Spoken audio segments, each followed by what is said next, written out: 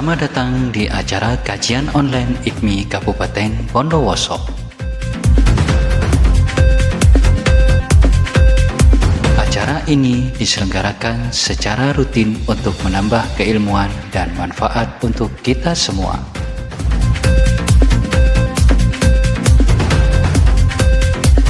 Kajian online IKMI Kabupaten Bondowoso akan diisi oleh pemateri ustadz-ustazah yang berpengalaman serta materi-materi yang bermanfaat.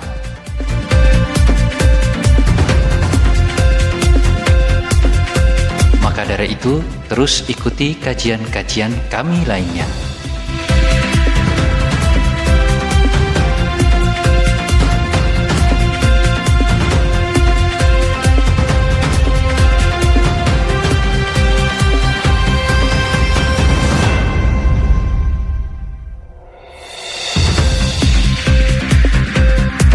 Pada malam hari ini, kajian akan dipandu langsung oleh Ketua PD IKMI Kabupaten Bondowoso.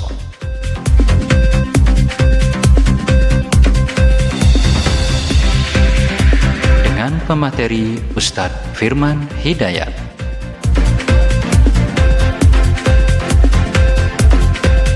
Di akhir acara akan diadakan sesi diskusi bersama Ustadz Firman Hidayat.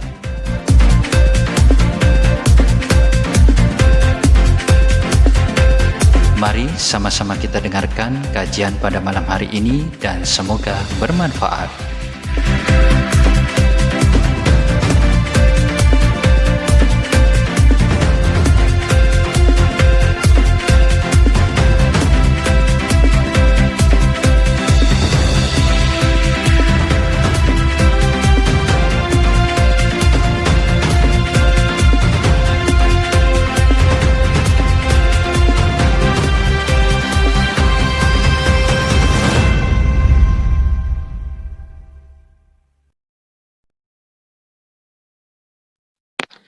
Assalamualaikum warahmatullahi wabarakatuh. Alhamdulillah, wassalatu wassalamu ala rasulillah, wa ala alihi wa sahbihi wa mawalah, ma ba'du. Rabbi israh li sadri wa yassir li amri wa hlul 'uqdatam min lisani yafqahu qawli. Rabbi zidna ilma warzuqna fahma waj'alna min ibadika shalihin. Allahumma nawwir qulubana bi nuri hidayatika kama nawwarkal arda bi nuri syamsika. Birahmatika ya arhamar rahimin. Amin amin ya rabbal alamin. Yang kami taatimi Al-Ustadz Firman Hidayat serta teman-teman yang hadir pada kesempatan malam hari ini. Mungkin masih ada yang tarawih ya, yang mungkin agak telat masuknya nanti. Pertama-tama marilah kita panjatkan rasa puji syukur kita atas kehadiran rahmat Allah Subhanahu wa taala. Karena berkat hidayah dari Allah kita masih diberikan nikmat sehat wal afiyah, nikmat iman, nikmat Islam, nikmat kesempatan untuk menuntut ilmu pada kesempatan malam hari ini. Sholawat dan salam semoga selalu tercurahkan pada junjungan kita Nabi Agung, Nabi besar Nabi Muhammad Sallallahu Alaihi Wasallam, yang mana beliaulah pahlawan kita, yang kita tunggu-tunggu syafaatnya nanti di yaumil qiyamah. Untuk meningkat waktu, marilah kita awali dengan pembacaan tawassul bil Fatihah dengan harapan ilmu yang kita dapatkan pada malam hari ini menjadi tambahan ilmu yang bermanfaat dan barokah bagi kita dan menjadi amal jariyah bagi kita. Ala hadhihi wala kulli niyatin shalihah wa ala mana wa salafuna shalih wa ila hadratin nabiyil mustafa sayyidina Muhammadin sallallahu alaihi wasallam syalla lahumul fatihah. A'udzu billahi minasyaitonir rajim. Maliki iyyaka na'budu wa iyyaka nasta'in. Shiratal ladzina an'amta 'alaihim ghairil maghdubi 'alaihim waladdallin. Amin. Usan ila hadratil marhum Sultan al-Syabdul Qadir Jalani Sayyidina Faqih al-Muqaddami Muhammad bin Ali bin Jami Masyayikhina Masyayikhina Biri Masyayikh Salafiyah Syafi'iyah Sukurat Kiai Ruham, Kiai Syamsul Arifin, Kiai As'ad Syamsul Arifin, Kiai Abdul Rahman Syamsul Arifin, Kiai Ahmad Fawaid As'ad, Kiai Taufiq Munawwar, Kiai Taha, Kiai Abdul Wahid Taha, وجميع مشايخنا مشايخكم ولجميع العلماء العاملين والأئمة المجتهدين والشهداء والصالحين ولشيخنا محمد خليل البنغلاني وجميع مؤسسنا العلماء أن الله تعالى يقدس أرواحهم في الجنة ويعلي درجاتهم ويعيذنا من بركاتهم وأنوارهم وأسرارهم وعلومهم ونفعهم في الدين والدنيا والآخرة. الفاتحة. أعوذ بالله من الشيطان الرجيم. بسم الله الرحمن الرحيم. الحمد لله رب العالمين الرحمن الرحيم مالك يوم الدين إياك نعبد وإياك نستعين اهدنا الصراط المستقيم صراط الذين أنعمت عليهم غير المغضوب عليهم ولا الضالين آمين. Pesan kepada kita yang mempunyai hajat, semoga dikabulkan hajatnya oleh Allah.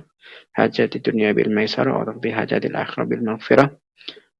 Serta kita yang diberi ujian sakit, semoga diberi kesehatan, dikembalikan sehatnya seperti sedia kala. Keluarga kita yang telah mendahului kita, semoga diampuni segala dosanya. Ghafrallahu dzunubahum wa khatayahum nawwir qabrahum wa wasi' qabrahum wa adkhilhumul jannata ma'al abrari lahumul Fatihah. A'udzu billahi minasyaitonir rajim. Bismillahirrahmanirrahim. Alhamdulillahirabbil alamin arrahmanir rahim maliki yaumiddin. Iyyaka na'budu wa iyyaka nasta'in ihdinas siratal mustaqim siratal ladzina an'amta 'alaihim ghairil maghdubi 'alaihim waladdallin. Setelah ini akan dimulai kajian.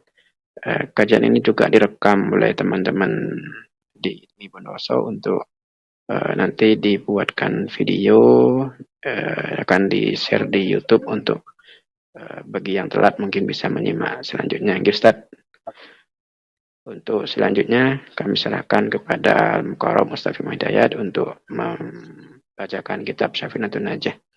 Kepada beliau waktu dan layar dipersilakan. Assalamualaikum warahmatullahi wabarakatuh. Waalaikumsalam warahmatullahi wabarakatuh. Bismillahirrahmanirrahim. Alhamdulillahirabbil alamin. Allahumma shalli ala sayyidina Muhammadin al-Fatih lima ughliq wal khatim lima sabaq. Nasirul haqqi bil haqq wal hadi ila siratikal mustaqim wa ala alihi wa sahbihi haqqa qadrihi wa miqdarihi al-azim. Qala rabbi shrah li sadri wa yassir li amri wa hlul 'uqdatam min lisani yafqahu qawli.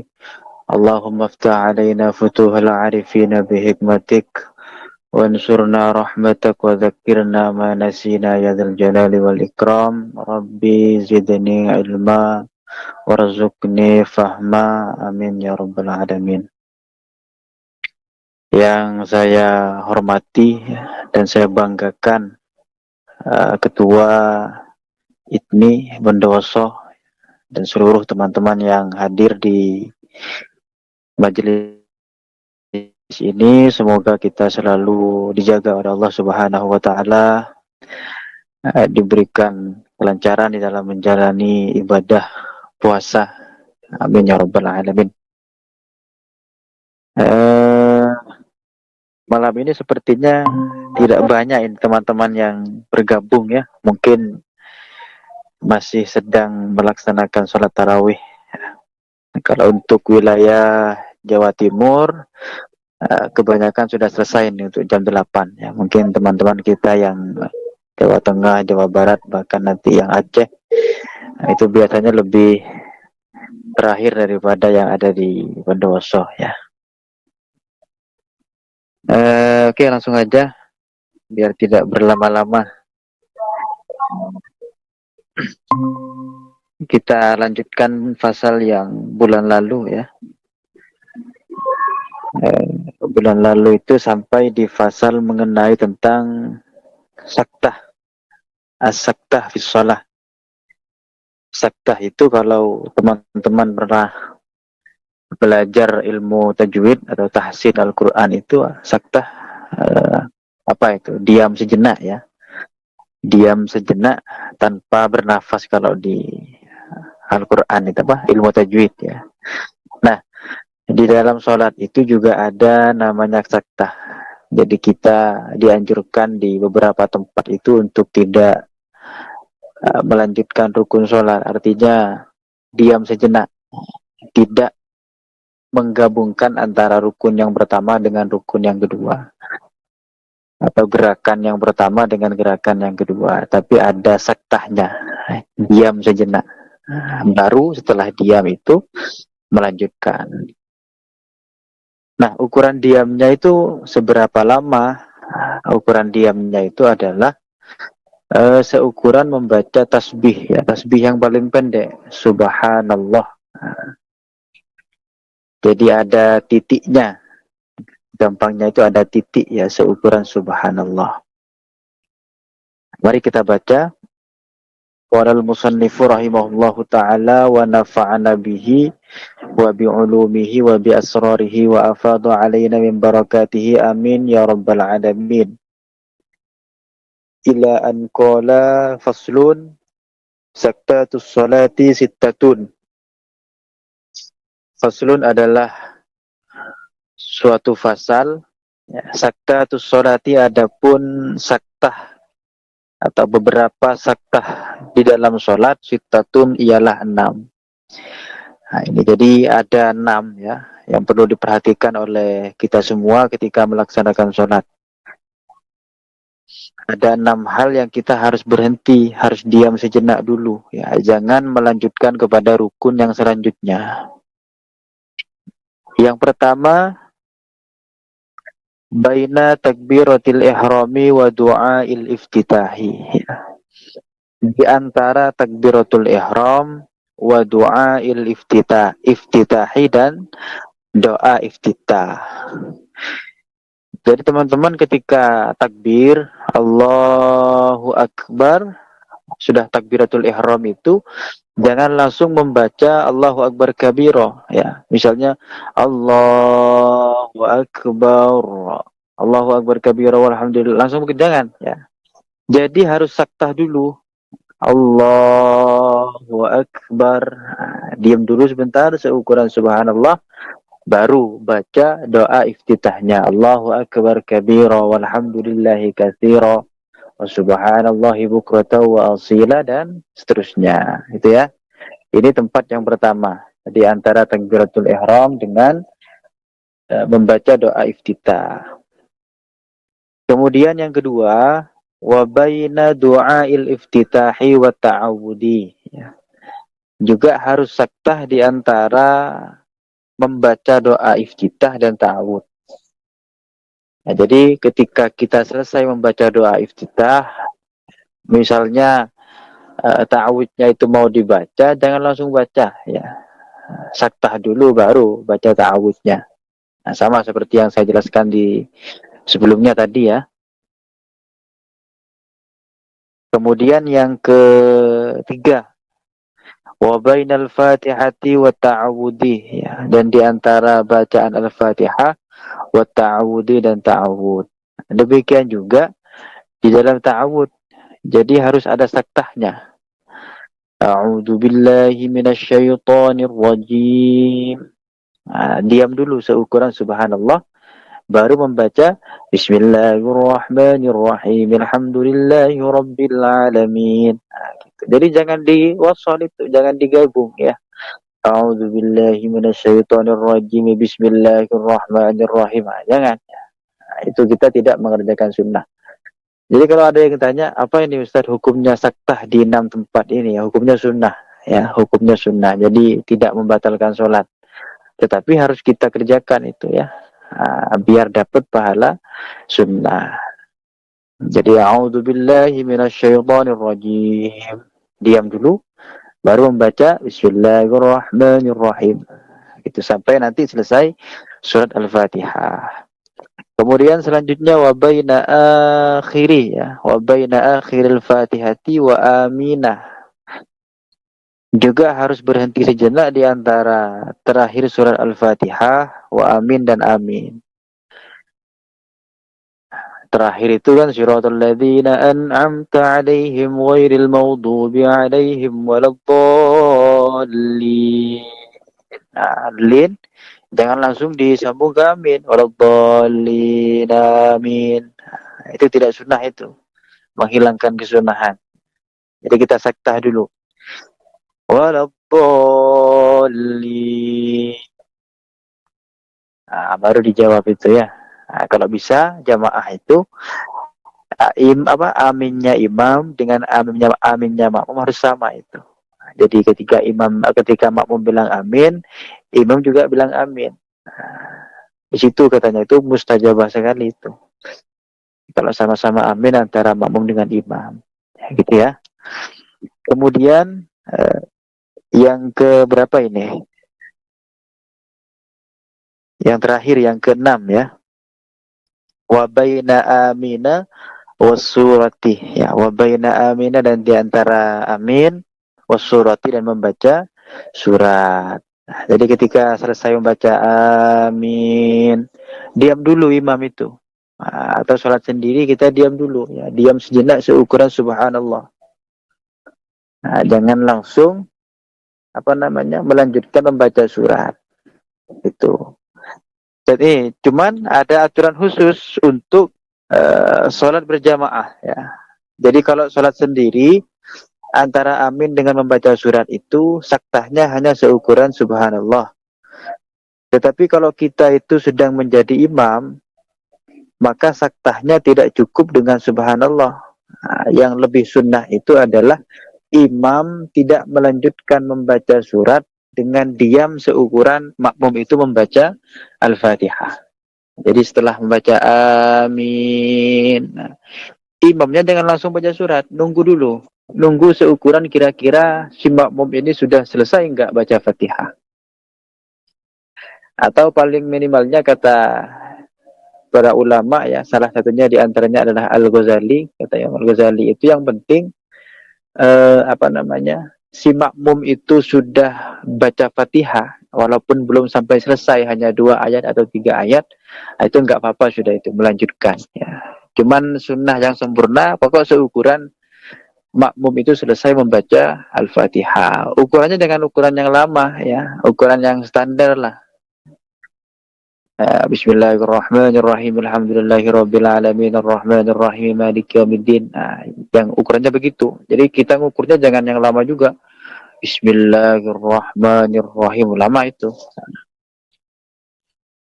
Kalau terlalu lama nanti disangkanya enggak melanjutkan sholat, dikiranya berhenti sholat itu imam nanti. Jadi saktahnya kalau untuk amin dengan surat itu tadi ya. Jadi rumusnya ada 6 tempat ini. Versinya Safinatun Najah, kita harus ada saktah ya, ada 6. Ukuran saktahnya itu seukuran membaca subhanallah, atau ukuran berdiamnya itu seukuran subhanallah. Untuk yang 6 ini kalau kita sholat sendiri. Tetapi kalau berjamaah ada aturan khusus untuk yang amin dan surat. Jadi berhentinya itu tidak hanya seukuran subhanallah, tetapi seukuran si makmum itu selesai membaca Al-Fatihah. Ini saya kira gampang ya, mudah kita pahami, ya tinggal prakteknya aja nanti kita itu. Kalau di kitab-kitab yang lain, saktah itu tidak hanya yang 6 ini ya. Jadi termasuk yang sunnah itu adalah saktah di antara 2 salam. Nah, jadi ketika salamnya kan, salam kan 2 kali itu. Assalamualaikum warahmatullahi. Nah itu ada hadis disunnahkan saktah itu. Jadi jangan langsung salam yang kedua. Kenapa kok saktah? Karena kita dianjurkan untuk membaca doa itu. Assalamualaikum warahmatullahi wabarakatuh. As'alukal fawza bil jannah, ya kan? Assalamualaikum baru. Sebagian golongan itu ada yang tidak mensunahkan itu. Jadi ketika salam, Assalamualaikum warahmatullahi wabarakatuh, Assalamualaikum warahmatullahi wabarakatuh, langsung ada yang begitu. Nah, saya temukan itu ada hadisnya, jadi harus saktah juga di antara 2 salam. Nah, kenapa? Karena kita baca doa di antara 2 salam itu. Ya, yang paling masyhur ya, yang paling masyhur artinya yang tidak ada perdebatan di kalangan Syafi'iyah, yang 6 ini ya, ada 6 tempat ini. Untuk selain yang 6 itu masih perdebatan, itu ada yang bilang sunnah, ada yang tidak bilang sunnah. Nah, seperti itu. Ya, kita lanjut kepada fasal yang berikutnya. Faslun ialah suatu fasal. Nah, ini fasal ini mengenai tentang tumak ninah ya. Mengenai tentang tumak ninah. Al-arkanu adapun rukun-rukun. allati talzamu yang wajib ya, allati talzamu yang wajibhu kepada orang fiha di dalam arkan at-tuma'ninatu. Apa tuma'ninah? Arba'atun adalah 4 ya. Jadi dalam sholat itu ada 4 tuma'ninah yang harus kita kerjakan. Talzamu bahasanya, wajib kalau talzamu itu. Artinya apa? Kalau 4 tuma'ninah ini kita tinggalkan dalam sholat, satu saja dari yang 4 kita tinggalkan, maka sholatnya itu dianggap batal atau tidak sah. Dengan artian kita harus mengulang sholat lagi. Apa yang 4 itu? Yang pertama ruku. Nah, ketika ruku itu kita harus tumakninah. Ya, kita harus tumakninah. Nah, pada dasarnya ini saya jelaskan lagi. Jadi ketika ruku itu kan baca itu, biasanya baca doa kan, Subhana rabbiyal azim wa bihamdihi. Nah, membaca Subhana rabbiyal azim wa bihamdihi itu bukan kewajiban itu. Itu bukan rukun. Artinya ketika kita sholat, ruku aja tanpa membaca Subhana rabbiyal azim wa bihamdihi, sholat kita sah itu. Yang wajib itu rukunya. Yang sunnah apa? Doa di dalam ruku. Makanya Rasulullah itu mengajarkan itu. Ketika ruku, baca Subhana rabbiyal azimi wa bihamdi. Itu untuk apa? Agar orang-orang itu bisa menjaga tumakninah. Kalau nggak ada doanya itu, kadang lalai orang itu pasti ya. Bukan kadang ya. Bisa jadi lalai itu terhadap tumakninah. Karena tumakninah itu termasuk salah satu rukun sholat yang harus kita kerjakan. Kemudian yang kedua wala i'tidalu dan i'tidal ya, sami Allahu liman hamidah ya. I'tidal itu berdiri setelah ruku. Di situ juga kita kan baca doa itu. Rabbana lakal hamdu mil'us samawati wa mil'ul ardi wa mil'u ma syi'ta min syai'in ba'du. I'tidalnya itu rukun.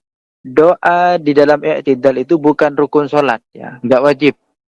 Artinya walaupun sekalipun kita i'tidal tanpa doa tadi itu sah. Yang penting i'tidalnya tumakninah. Tumakninah itu gimana? Sama seperti saktah tadi itu ya. Jadi tumakninah itu berhenti seukuran atau diam ya, diam seukuran membaca tasbih subhanallah. Kemudian wassujud dan sujud ya. Wassujudu dan sujud. Ketika sujud kita juga dianjurkan tumakninah. Apa doa yang dibaca di dalam sujud atau tasbih yang kita baca di dalam sujud itu ya, subhana rabbiyal a'la wa bihamdih. Subhana rabbiyal a'la wa bihamdih. Sujud itu rukun, doa di dalam sujud itu bukan rukun. Nah, ini biar lebih jelas ya. Cuma kita dianjurkan untuk membaca doa di dalam sujud ya. Salah satu tujuannya tadi itu agar menjaga rukun tumakninah. Kemudian wal julusu bainas sajdataini ya, wal julusu dan duduk bainas sajdataini di antara dua sujud ya. Duduk di antara dua sujud. Nah, duduk di antara dua sujud itu kan baca doa itu Rabbighfirli warhamni warzuqni ya, wahdini wa'afini wa'fu anni misalnya. Atau baca doa-doa yang lain ya. Nah, duduk di antara dua sujud itu rukun sholat ya, artinya wajib kita lakukan, sementara doa di antara dua sujud itu tidak wajib kita lakukan atau bukan rukun ya. Cuman kita harus tumakninah di antara duduk di antara duduk di antara dua sujud ya, harus tumakninah itu. Nah, ini ada definisi tumakninah yang disampaikan oleh kitabnya ya. At-tumakninatu hiya, adapun tumakninah hiya sukunun adalah diam ya. Sukunun adalah diam ba'da harakatin setelah bergerak. Ba'da harakatin setelah bergerak bihaitsu yastakirru sekiranya tetap ya. Yastakirru itu tetap atau tidak bergerak, kullu udwin apa setiap anggota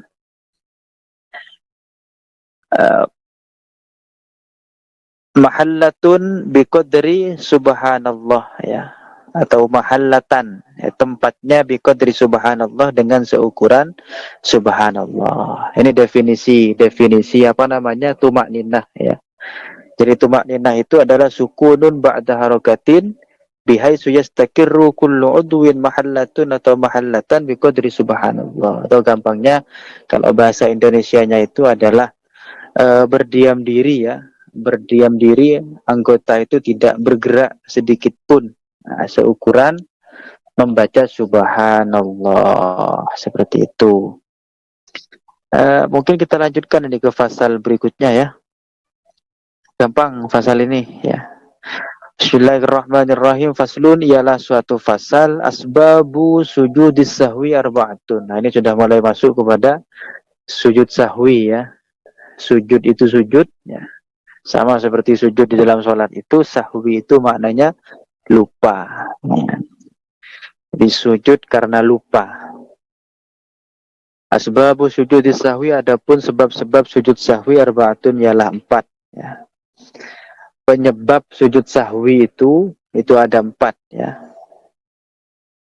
Mungkin sebelum masuk kepada yang 4 ini, saya jelaskan dulu itu apa hukumnya sujud sahwi ya. Jadi pada dasarnya sujud sahwi itu hukumnya adalah sunnah ya, hukumnya itu adalah sunnah. Saya tegaskan sekali lagi, sujud sahwi itu hukumnya adalah sunnah, jadi bukan wajib ya. Artinya kalau ada orang misalnya lupa melakukan salah satu rukun atau bacaan atau sunnah awal di dalam sholat, itu kan disunahkan sujud sahwi ya. Kalaupun nanti tidak sujud sahwi itu nggak apa-apa. Kenapa? Karena sujud sahwi itu hukumnya adalah sunnah, seperti itu. Artinya kalau sunnah, sujud sahwi itu nggak bisa menggantikan perkara-perkara wajib ya. Nanti saya jelaskan lebih lanjut ya. Intinya sujud sahwi itu hukumnya adalah sunnah. Apa yang pertama penyebab sujud sahwi? Al-awwalu, adapun yang pertama tarku ba'din ya, meninggalkan sebagian min ab'adis sholati, dari ab'adus sholat, au ba'dil ba'di, atau sebagian dari sebagian. Yang pertama penyebab sujud sahwi itu adalah tarku ba'din min ab'adis sholah, yang meninggalkan ab'adus sholah. Jadi dalam sholat itu ada apa namanya, ada namanya aba'adus sholah, ada namanya hayatus sholah ya. Aba'adus sholah itu salah satu pekerjaan sunnah. Nah, yang kalau kita tinggalkan, kita disunahkan untuk melaksanakan sujud sahwi. Tapi kalau sunnah hay'ah, itu adalah pekerjaan sunnah di dalam sholat, yang kalau kita tinggalkan tidak dianjurkan untuk sujud sahwi. Jadi yang sunnah sujud sahwi itu hanya ketika meninggalkan sunnah aba'ad saja. Nah, apa saja sunnah aba'ad itu? Nanti dijelaskan lebih lanjut ya di fasal berikutnya ini. Cuma saya kasih contoh satu aja. Contoh sunnah aba'ad itu seperti membaca tasyahud ya. Tasyahud yang pertama itu. Tasyahud kan ada 2 itu. Ada tasyahud yang pertama, ada tasyahud yang kedua, ada tasyahud akhir. Nah, yang sunnah aba'ad itu tasyahud yang pertama itu. Nah, jadi kalau kita lupa misalnya meninggalkan tasyahud awal, nah, karena tasyahud awal itu merupakan aba'adus sholah, maka nanti setelah salam itu, sebelum salam ya, setelah tahiyat akhir sebelum salam kita disunahkan untuk melakukan sujud sahwi. Itu yang pertama. Au ba'dil ba'di, atau meninggalkan sebagian dari sebagian. Misalnya kunut. Nah, kunut ya. Kunut itu kita bacanya enggak full ya. Kalau full kan Allahumma hdini fiman hadait, wa afini fiman afait, wa tawallani fiman tawallait misalnya. Nah, di sebagian bacaannya itu kita lupa misalnya Allahumma hdini fiman hadait, terus wa'afini lupa itu. Nah, lanjut ke bacaan berikutnya misalnya. Nah, itu namanya meninggalkan sebagian dari yang sebagian. Nah, itu juga disunahkan untuk sujud sahwi. Ya, disunahkan untuk melakukan sujud sahwi. Itu yang pertama. Jadi penyebab sujud sahwi itu adalah ketika kita meninggalkan aba'adus shalah atau bagian dari aba'adus shalah. Yang kedua, tsani, adapun yang kedua, fi'luma adalah melakukan sesuatu yubtilu yang membatalkan amduhu apa sengajanya mah. Wala yubtilu dan tidak membatalkan sahwuhu apa lupanya ma idza fa'alahu nasiyan, idza fa'ala apabila melakukan siapa orang hu kepada ma nasiyan dalam keadaan lupa. Nah, eh yang kedua itu penyebab sujud sahwi itu adalah ketika kita melakukan hal-hal yang membatalkan sholat kalau kita lakukan dengan sengaja. Tapi kalau kita melakukannya dalam keadaan lupa, itu nggak batal. Nah, jadi biar lebih jelas begini. Jadi ada batal-batal sholat itu, dia sholatnya dihukumi batal kalau kita melakukan sesuatu yang membatalkan dalam keadaan sengaja. Tapi kalau kita melakukan itu dalam keadaan tidak sengaja, itu nggak batal sholatnya. Contoh misalnya, apa ya? Misalnya memperpanjang rukun, ya, memperpanjang rukun yang sebenarnya pendek, ya, seperti duduk di antara dua sujud itu. Nah, duduk di antara dua sujud itu tidak dianjurkan untuk berlama-lama itu. Beda dengan sujud. Kalau sujud kita dianjurkan lama. Ya. Tapi kalau duduk di antara dua sujud kita tidak dianjurkan lama. Nah, kalau ada orang kemudian lama duduk di antara dua sujud itu misalnya, lamanya itu pokoknya sampai ya lama ya, seukuran adat ya, seukuran kebiasaan kita masing-masing itu lama. Nah, itu bisa batal sholatnya itu, tatwilur ruknin namanya itu. Kenapa? Karena duduk di antara dua sujud itu tidak dianjurkan untuk berlama-lama. Nah, misalnya ada orang, kemudian dia memperlama duduk di antara dua sujud, maka nanti terakhir disunahkan untuk sujud sahwi. Ya. Tapi kalau orangnya lupa misalnya, saya lupa kalau duduk di antara dua sujud itu gak boleh lama-lama, saya lupa misalnya. Tidak batal itu syaratnya ya. Sholatnya nggak batal itu. Tapi kalau dia ingat, ya sengaja bahkan, batal sholatnya itu. Nah, gitu ya. Ini yang kedua. Kemudian yang ketiga, asal itu adapun yang ketiga, naklu ruknin kauliyin ila ghairi mahallihi. Naklu ruknin adalah memindah rukun kauliyin yang bersifat kauli, rukun ucapan ya. Jadi rukun dalam sholat itu ada dua. Ada rukun fi'li, ada rukun kauli. Kalau rukun fi'li itu rukun yang berupa gerakan-gerakan. Nah, seperti ruku, sujud, i'tidal itu kan berupa gerakan itu. Ada rukun qauli. Rukun qauli itu seperti takbiratul ihram, Allahu Akbar ya. Kemudian membaca salam, kemudian baca Fatihah. Nah, itu masuk rukun qauli. Nah, naklu ruknin qauliyin adalah memindah rukun qauli ila ghairi mahallihi kepada selain tempatnya. Jadi kita baca Fatihah bukan pada tempatnya. Harusnya Fatihah itu dibaca setelahnya takbiratul ihram. Kita baca apa namanya? Fatihah itu dibaca setelahnya iftitah ya.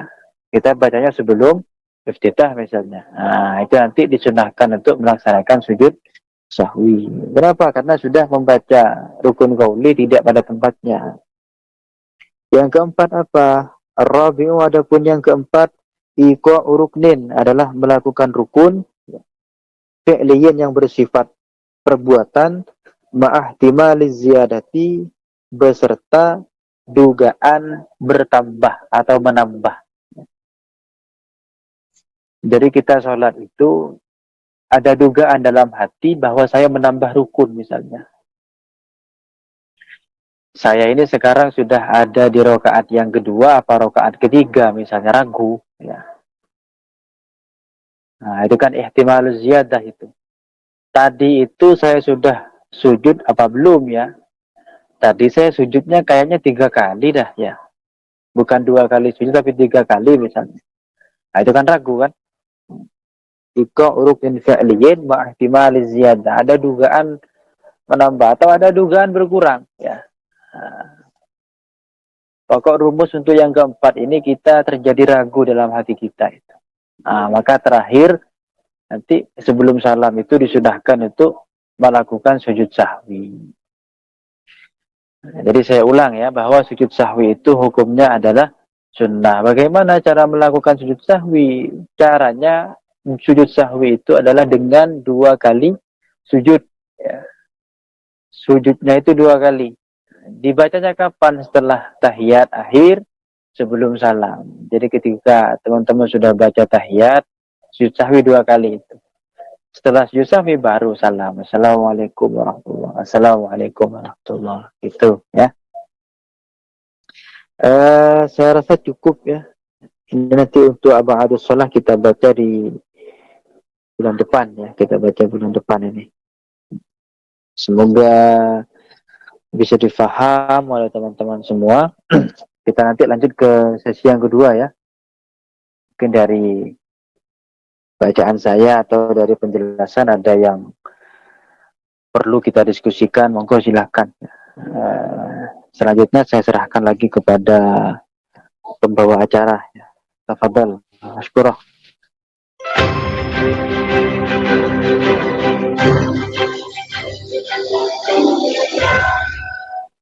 Sahabat pendengar setia kajian online IPMI Bondowoso, kini kita telah memasuki sesi diskusi dan tanya jawab. Bagi sahabat semuanya, dipersilahkan untuk bertanya tentang hal-hal yang berkaitan dengan nilai-nilai keislaman atau menanyakan kembali materi yang telah disampaikan apabila masih ada yang belum dipahami. Mohon untuk menyebutkan nama lengkap serta asal tempat tinggal sebelum menyampaikan pertanyaan. Marilah kita manfaatkan sesi diskusi ini untuk memperdalam keilmuan dan menambah wawasan keislaman kita bersama. Selamat berdiskusi, semoga membawa pencerahan, manfaat, dan keberkahan bagi kita semua.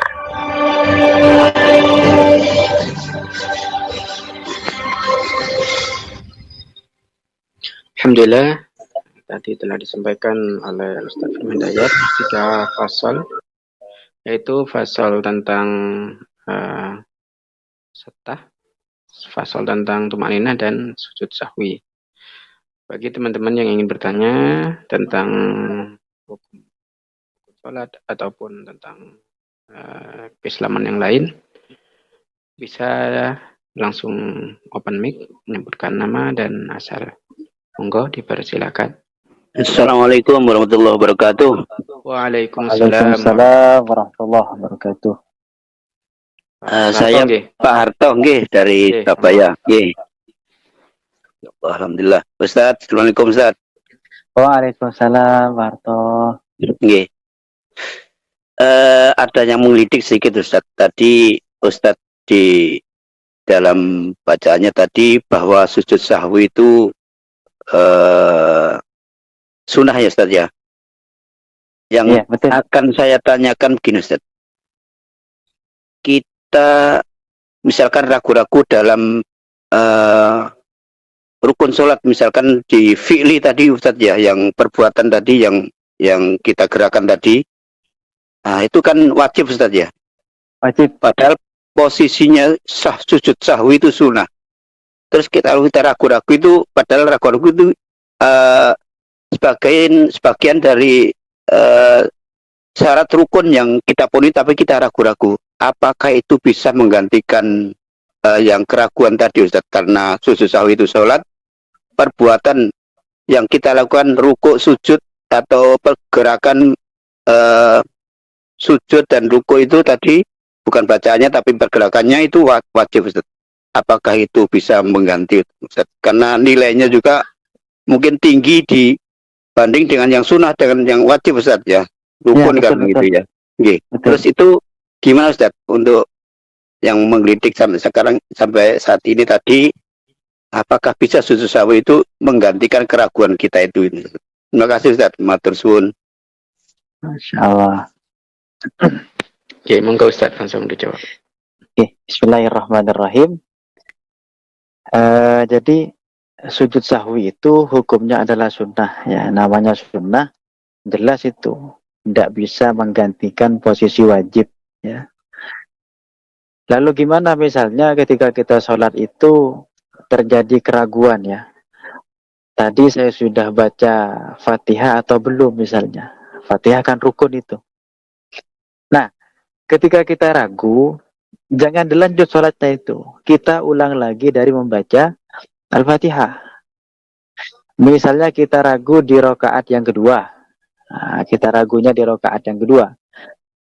Maksudnya ragu tadi di rokaat kedua, saya baca Fatihah apa enggak misalnya. Kita baru ingat, baru ragu di ketika sudah masuk di rokaat yang ketiga. Nah, maka untuk menghilangkan keraguan itu kita balik lagi mengulang bacaan Fatihah yang di rokaat kedua. Jadi mulai lagi dari yang nomor 2 tadi itu. Jadi rumusnya dalam ibadah itu, kalau ibadah nggak bisa kita laksanakan dengan ragu-ragu. Pokoknya harus yakin. Nah, jadi untuk menghilangkan keraguan kita harus bikin yakin dulu. Gimana caranya bikin yakin? Yang ulang lagi.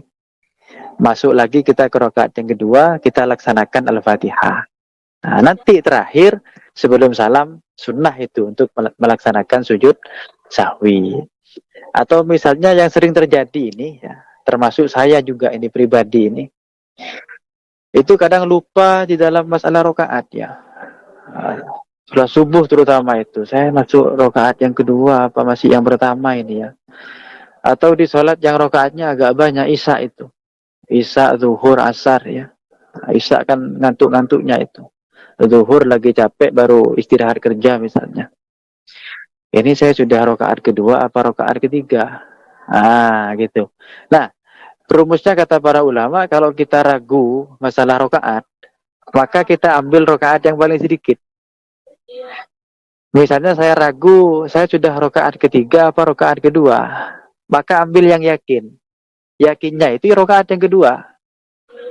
Kalau rokaat ketiga kan ragu-ragu kita kan, apa betul 3, apa betul 2 ini. Nah, tapi kalau kita sudah nganggapnya ini yang 2, yang lebih sedikit, yakin sudah itu.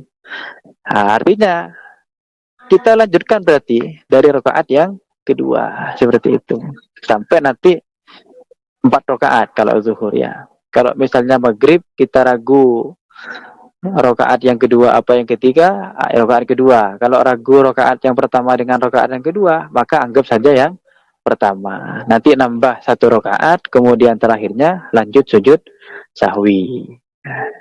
Jadi kesimpulannya adalah bahwa sujud sahwi itu hukumnya sunnah. Sunnah tidak bisa menggantikan posisi-posisi yang wajib ya. Jadi dia adanya sujud sahwi itu bukan kemudian menempel atau memperbaiki rukun-rukun yang wajib, itu tidak. Itu hanya sebagai sebagai pengingat kita lah, bahwa kita ini manusia punya sifat lupa, punya sifat lalai ya kan. Makanya ada ibadah namanya sujud sahwi tadi itu. Begitu kira-kira. Ya, Ustaz, terima kasih. Satu lagi nyambung boleh, Ustaz? Monggo, silakan. Silakan. Yang masih menjadi pertanyaan saya ini yang kedua, saya keadaan masbuk, Ustaz. Masbuk itu terus batas mana kita bisa mengikuti imam itu, Ustaz? Misalkan di waktu paling minim itu di mana kita mengikuti untuk menyambung iman itu bagaimana, Ustaz? Atau di sujud atau di mana atau di mana gitu, Ustaz? Nggih. Ustaz. Bismillahirrahmanirrahim, langsung ya. Jadi dalam fikih atau dalam Islam, makmum itu klasifikasinya ada 2 itu. Ada makmum muwafiq, ada makmum masbuk ya. Kalau makmum muwafiq itu ya makmum yang nutut rakaat pertamanya imam, atau juga ada yang mendefinisikan itu makmum yang nutut takbiratul ihramnya imam. Jadi ada 2 definisi itu muwafiq. Yang kedua ada namanya makmum masbuk ya. Makmum masbuk itu konsepnya berarti sudah tidak menututi takbiratul ihramnya imam. Itu disebut makmum masbuk. Nah, pertanyaannya sebatas mana kita bisa mengikuti imam dalam segi rokaat itu? Maka jawabannya adalah ukurannya itu sampai imam ruku, ya. Jadi kalau kita menututi imam ketika imam sedang ruku, kita nutut itu satu rokaat dengan imam. Tapi kalau kita berjamaahnya ketika imam sudah sujud, maka rokaatnya imam kita nggak nutut, ya. Kita masuk di rokaat berikutnya. Misalnya sholat maghrib. Nah, sholat maghrib imamnya itu baru melaksanakan rokaat yang pertama. Cuman posisinya masih ruku. Nah, kita baru masuk masjid, lihat imam sedang ruku dengan para jamaah yang lain, kita juga ikut ruku itu. Usolli fardal maghrib langsung ruku, ya. Walaupun kita tidak membaca surat Al-Fatihah, nah itu sudah Fatihahnya sudah ditanggung imam itu. Yang penting kita nutut imam sedang ruku. Nah, jadi pas itu, tidak perlu nambah rokaat lagi. Tapi misalnya kita masuk masjid, imam sudah sujud di rokaat yang pertama, maka rokaat kita kurang satu. Imam selesai, kita nambah lagi satu rokaat. Kenapa kok nambah? Karena kita nggak nututi imam ketika imam ruku, seperti itu. Jadi barometer atau tolak ukurnya itu nutut nggak kita ke rukunya imam. Nah, kalau nutut ke rukunya imam, berarti kita masuk di rokaatnya imam. Tapi kalau nggak nutut rukunya imam, kita tidak masuk rokaatnya imam. Ya, jadi nambah lagi nanti rokaat berikutnya itu. Wah, gitu kira-kira. Matur suwun Ustaz. Nggih. Alhamdulillah. Syukron Ustaz, syukron nggih. Fun. Sama-sama. Monggo bagi yang lain yang ingin bertanya tentang tumaninah tadi. Apalagi sekarang ini musim tarawih kilat, guys. Nah, iya. Banyak yang Assalamualaikum warahmatullahi wabarakatuh. Waalaikumsalam. Waalaikumsalam. Saya Mas Amin siapa ini? Bondowoso. Mas Amin. Amin Ustaz. Ya, insyaallah. Dari Bondowoso. Assalamualaikum Ustaz. Waalaikumsalam warahmatullahi wabarakatuh. Ini mengenai tumaninah tadi ya. Gimana menurut Ustaz ini viral ya, sholat tarawih itu yang ngebut nggak sampai 15 menit itu sudah selesai. Itu gimana menurut Pak Ustaz? Mohon tanggapannya, terima kasih. Ya, monggo Ustaz tentang tarawih Silakan. kilat Ustaz. Apalagi Tentang- yang di daerah mana itu yang 7 menit selesai itu Ustaz. Iya, Ya, iya. monggo, Ustaz. Nah, betul ya. Gimana kira-kira kita menanggapi hal-hal seperti itu? Nah, kita merujuknya tetap ya, kita merujuk salah satunya ke kitab Safinatun Najah ini. Ya. Apa sih kira-kira rukun-rukun sholat misalnya? Dari video yang beredar itu, atau mungkin kita pernah berjamaah langsung misalnya ya, kita lihat itu. Menurut patokan Safinatun Najah sudah pas enggak itu rukun-rukunnya? Mungkin yang perlu ditekankan dalam tarawih yang cepat itu dalam soal tumak ninahnya ya. Jadi tumak ninah apa enggak itu?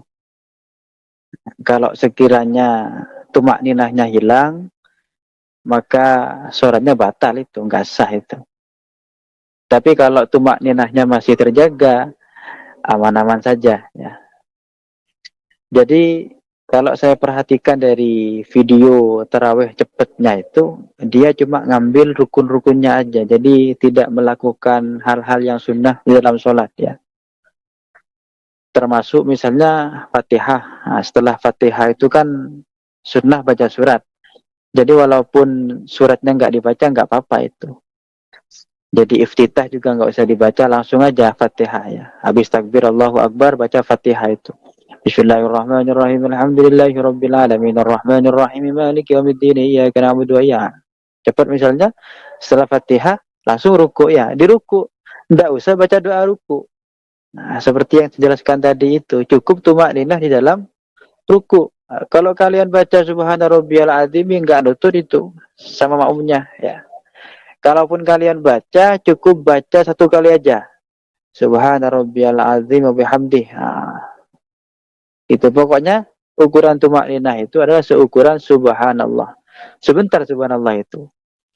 Mungkin kalau kita ukur detik ya, mungkin hanya 1 detik itu. Subhanallah ya. Coba kalian ukur sendiri sudah. Subhanallah ya. Seperti ya. Itu nggak lebih dari 2 detik kayaknya itu. Jadi kalau patokannya subhanallah, mungkin masuk tumak ninahnya itu. Intinya yang perlu dijaga di masalah tumak ninah ya. Jangan sampai tidak tumak ninah. Jadi kalian perhatikan aja itu. Kalau imamnya tumak ninahnya terjaga, berarti sholatnya sah. Tapi kalau tumak ninahnya tidak terjaga, nggak sah itu sholatnya. Itu. Jadi mungkin itu yang perlu kita perhatikan itu ya dalam soal tumak ninah.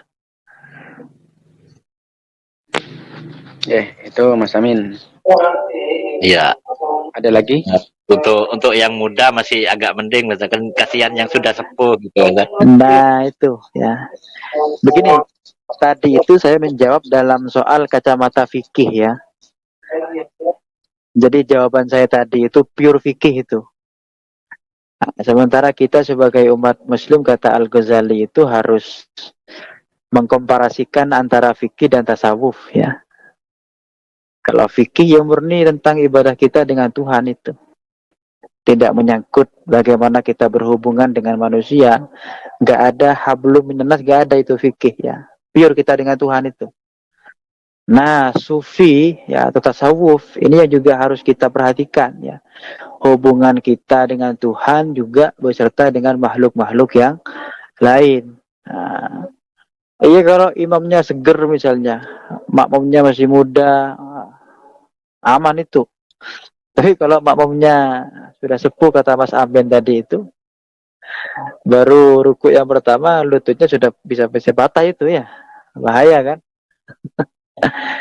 Nah, maka kalau teman-teman baca kitab Fathul Mu'in, itu makmum dibagi 2, di samping ada yang masbuk, ada yang muafik, ada namanya makmum mahsurin, ada yang ghairu mahsur ya.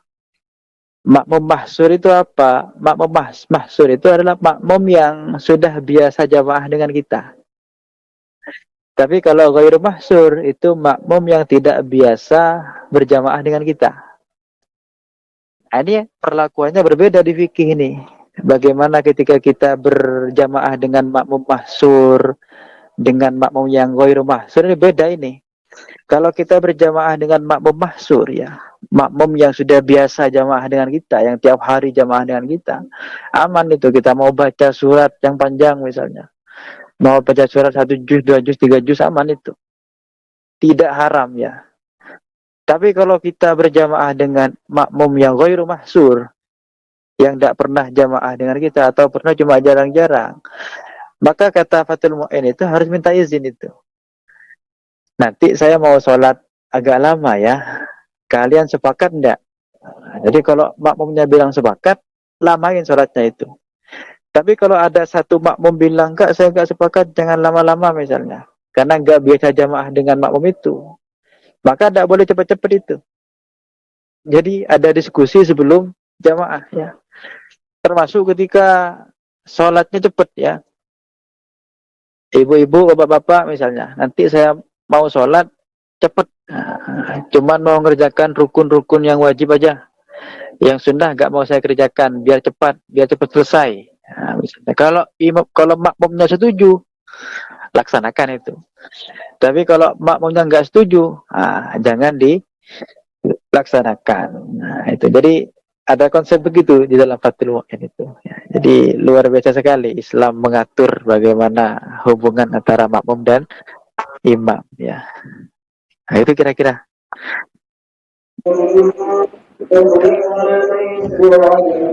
Ada lagi Mas Amin atau sudah cukup? Sudah cukup, terima kasih. Sama-sama. Mungkin ada lagi yang ingin bertanya? Assalamualaikum. Waalaikumsalam. Waalaikumsalam. Saya Wahyu Ustadz dari Bondowoso. Masya Allah. Sehat Mas Wahyu? Alhamdulillah sehat. Ah, Ya, sebelum saya bertanya ini saya mau menyampaikan salam dari teman-teman yang kebetulan hari ini nggak hadir. Mohon maaf nggak bisa hadir karena sebagian ada kegiatan masing-masing gitu. Ada yang tadarusan, ada yang eh, macam-macam lah sama komunitasnya masing-masing gitu Ustaz. Jadi ya, mohon maaf dan selamat berpuasa juga buat Ustaz dan buat semuanya. Semoga puasanya tetap lancar sampai akhir katanya. amin, amin, amin. Untuk pertanyaan saya ada dua Ustadz. Yang pertama tentang hal yang membatalkan wudhu. Ini saya pernah dengar ada makanan yang halal tapi dapat membatalkan wudhu. Salah satunya itu daging unta. Nah ini penjelasannya bagaimana Ustadz? Kenapa kok itu dibilang bisa membatalkan wudhu? Terus yang kedua tentang hukum berhitan bagi perempuan dan bagi pria ini hukumnya apa? Nah, sekarang ini kan ada aturan tidak boleh menghitan kepada wanita dari peraturan kedokteran tuh sekarang tuh katanya tidak boleh. Nah, itu bagaimana? Itu Ustaz. Mohon penjelasannya. Terima kasih. Ya, monggo Ustaz. Ya, untuk pertanyaan pertama tentang daging unta ya, Ustaz. Ya, bismillahirrahmanirrahim. Ini sudah dibaca dulu ya, hal-hal yang membatalkan wudhu ya. Nah, kalau di kitab ini di Safinatun Najah juga mayoritas pendapat para ulama itu Syafi'i, kemudian Maliki, Hanafi dan Hambali. Hambali enggak ya, cukup di Syafi'i, Maliki, Hanafi itu tidak membatalkan wudhu makan daging unta itu ya. Jadi makan daging unta menurut 3 mazhab selain mazhab Hambali itu tidak membatalkan wudhu ya. Nah, nggak ada kan kemarin kita bahas di Safinatun Najah salah satu yang membatalkan wudhu makan, nggak ada itu. Kalau yang membatalkan sholat jelas ya. Jadi kalau kita sholat makan daging unta, ya tidak perlu daging unta. Ya, makan apa misalnya ote-ote, makan bala-bala atau Hongkong kata orang Bondowoso itu batal itu. Nah, apalagi makan daging unta ya, karena kalau daging kan ngunyah itu tidak sekali dua kali, bisa berkali-kali itu, tambah batal ya. Nah, tapi kalau wudhu enggak. Jadi menurut 3 mazhab selain Hambali, makan daging unta itu enggak batalkan wudhu ya. Tapi kalau menurut pandangannya mazhab Hambali, makan daging unta itu dianggap membatalkan wudhu itu. Makanya dalam keadaan masak mentah ya, mentah apalagi ya, mentah kan mungkin ada darahnya itu. Ketika masak pun sudah dimasak itu, dibikin rendang misalnya, dimakan ya, batal itu kalau menurut mazhab Hambali ya. Kenapa kok batal misalnya ya, berdasarkan kepada hadis ya. Jadi dulu itu ada ceritanya, cuma lafadz hadisnya saya kurang ingat ya. Cuma poinnya kira-kira begini, itu hadis riwayat Muslim. Ada salah seorang sahabat itu bertanya kepada Nabi itu. Kata si laki-laki ini, ya Rasulullah, ya, tadi saya tuh makan daging kambing katanya. Jadi hadisnya itu daging kambing ya. Tadi saya makan daging kambing, apakah saya harus wudhu lagi, kata Nabi itu. Ya kalau mau, kata jawaban Nabi ya. Jawaban Nabi itu kalau mau ya wudhu lagi. Kalau gak mau, gak usah berwudhu ya. Kalau makan daging unta gimana Nabi, katanya. Tadi kan makan daging kambing itu. Nabi ngasih pilihan, ya kalau mau wudhu, wudhu. Kalau gak mau wudhu ya gak usah. Itu kata Nabi. Kalau daging unta gimana Nabi? Ah, ya kata Nabi, jawabannya ya sudah berwudhu gitu. Nah ini kan beda berarti. Ketika makan daging kambing dengan daging unta, beda jawaban Nabi itu. Jadi ketika orangnya nanya kalau makan daging kambing apakah harus berwudu lagi atau tidak, Nabi jawabnya terserah ya. Kalau mau wudu lagi, kalau nggak mau nggak usah berwudu gitu. Tapi kalau yang daging unta itu ya sudah wudu aja gitu. Jadi nggak dikasih, seolah-olah tidak diberikan pilihan oleh Nabi apakah harus wudu lagi atau tidak. Nah, makanya mazhabnya Hambali itu menganggap bahwa makan daging unta itu membatalkan wudhu. Lalu pertanyaan berikutnya adalah gimana kemudian mazhab Syafi'i, mazhab Hanafi menanggapi hadis tadi itu gimana misalnya? Ini kan hadisnya satu, tapi pemahamannya beliau-beliau berbeda itu. Nah, kalau Syafi'i memahami hadis itu ya, jadi konteksnya itu adalah bahwa yang nanya ke Nabi ini sahabat-sahabat ya katakanlah, mohon maaf, apa namanya, IQ-nya itu di bawah rata-rata. Jadi yang nanya, apa sahabat yang nanya ke Nabi ini IQ-nya di bawah rata-rata gitu. Jadi si sahabat ini emang suka nanya ya, suka nanya. Tapi kadang pertanyaannya itu kasarnya nggak terlalu penting juga gitu. Nabi sudah menjelaskan, kadang ini masih pengen nanya aja gitu ke Nabi. Nah, jadi jawaban yang pertama Nabi itu kan jawabnya begini, kalau makan daging kambing, saya wudhu lagi apa enggak, kata si sahabat ini. Nabi jawabnya, ya kalau wudhu aja, kalau enggak mau enggak usah wudhu, kata Nabi. Masih nanya lagi nih, kalau unta gimana, katanya orangnya ini. Ya sudah wudhu aja gitu. Jadi Nabi itu seolah dari hadis itu ya, itu tidak ingin memperpanjang percakapannya ya. Khawatir nanti kalau Nabi jawab keterusan itu. Kalau makan daging unta gimana? Kalau makan daging ayam gimana? Kalau makan daging terus itu. Agak selesai-selesai akhirnya kan. Nah, jadi tanggapannya Syafi'i Hanafi ya. Itu begitu. Jadi hadis itu dianggap bukan satu patokan ya, karena melihat dari kondisi pertanyaan dengan kondisi Nabi ketika itu. Nah, tapi kalau untuk Imam Hambali itu saya rasa lebih hati-hati ya mungkin ya, lebih hati-hati. Jadi jawaban untuk daging unta itu dianggap membatalkan wudu. Jadi gitu kira-kira penyebab kemudian apa namanya, ada satu pendapat yang mengatakan bahwa makan daging unta itu membatalkan wudu. Jadi kalau teman-teman ada yang bermadhab Hambali, batal itu makan daging unta itu.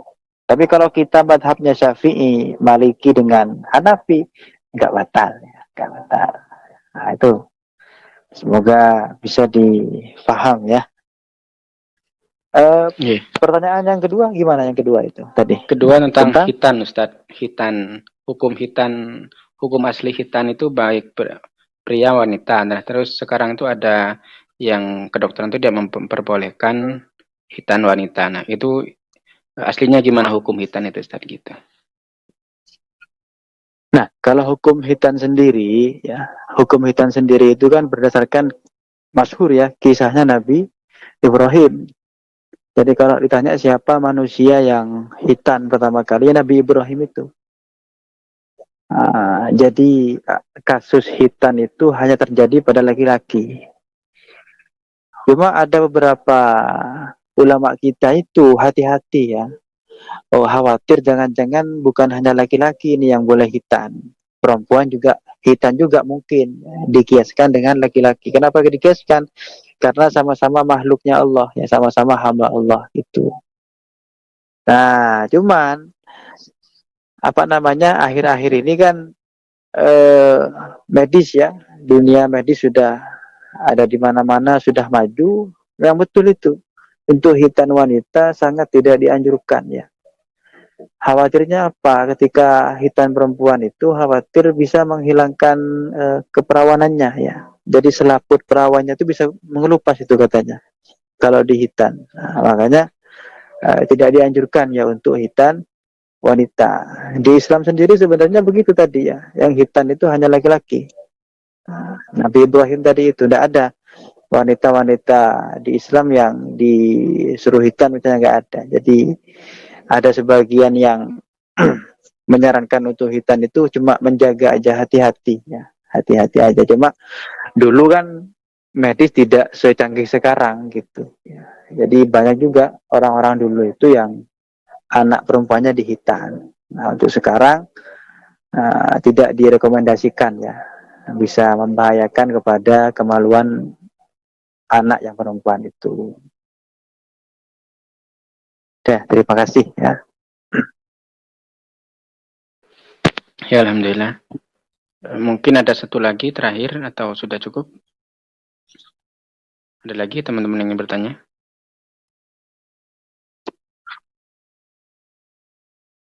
Tidak ada ya. Karena waktu sudah malam juga. Karena sudah tidak bertanya, kami tutup. Monggo Ustaz, ada kesimpulan penutup atau cukup Ustaz? Nggak ada ya, mungkin ini aja apa doa ya, semoga puasa kita, seluruh ibadah kita di bulan Ramadan ini diterima oleh Allah Subhanahu wa taala. Juga kita semoga selalu diberikan semangat ya. Semangat untuk baca Al-Qur'an, untuk melakukan segala ibadah apapun ya, di bulan Ramadan ya. Ya, amin ya rabbal alamin. Terima kasih Ustaz atas waktunya pada malam hari ini. Semoga dengan selalu diberi kesehatan, keberkahan. Amin, amin, amin, amin. Dalam rizki, dalam keluarga, dalam Amin, semua hal diberi keberkahan oleh Allah. Terima kasih Ustaz atas ilmu yang telah diberikan. Kurang lebihnya kami mohon maaf yang sebesar-besarnya. Mari kita tutup dengan doa. Rabbi fanfa'na bi barakatihim wahdinal husna hurmatihim wa amitna fi tariqatihim wa mu'afatim minal fitani. Rabbana anfa'na bima 'allamtana. Yanfa'una rabbi faqihna wa faqih lana wa qarabatin lana fi dinina. Subhanakallahumma wa bihamdika asyhadu an la ilaha illa anta astaghfiruka wa atubu ilaik. Assalamualaikum warahmatullahi wabarakatuh. Waalaikumsalam warahmatullahi wabarakatuh.